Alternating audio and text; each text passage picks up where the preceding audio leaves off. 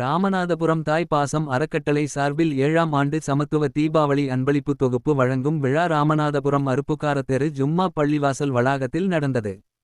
தாய் பாசம் அறக்கட்டளை நிறுவனர் பாதுஷா நூருல் சமது வரவேற்றார்.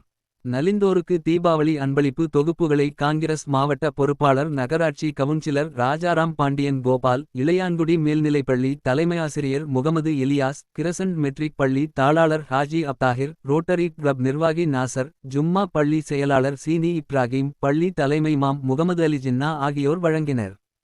ஏராளமானோர் நீண்ட வரிசையில் நின்று தீபாவளி தொகுப்புகளை பெற்று சென்றனர். நிகழ்ச்சியில் முஸ்லிம் வாலிபர் முன்னேற்ற சங்க பொதுச் செயலாளர் ஆசிக் ரஹ்மான், சமூக ஆர்வலர் அப்துல் ஹமீது, பொறியாளர் அஜீஸ் ரகுமான் உள்பட பலர் கலந்து கொண்டனர்.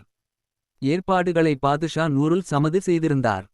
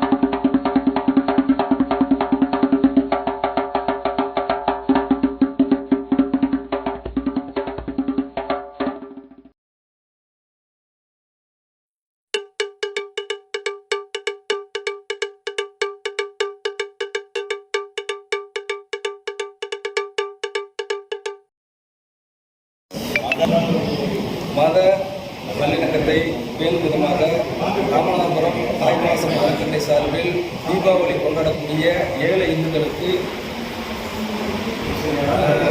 வருடம் சுமார் 1600 மதிப்புள்ள இலவச அன்பளிப்பு தொகுப்புகளை வழங்கி வருகிறோம். அதில் 5 கிலோ அரிசி, கைலி, சேலை, மளிகை பொருட்கள், காய்கறி பொருட்கள் கலந்து நாங்கள் தொடர்ந்து கொடுத்து வருகிறோம். இது 7000 ரூபாய் கொடுத்து வருகிறோம். தீபாவளி மட்டும்தான் கொடுக்குறீங்களா? தீபாவளி, ரம்ஜான், கிறிஸ்துமஸ் பண்டிகை கொடுக்குறோம். தொடர்ந்து கொடுத்து வருகிறோம்.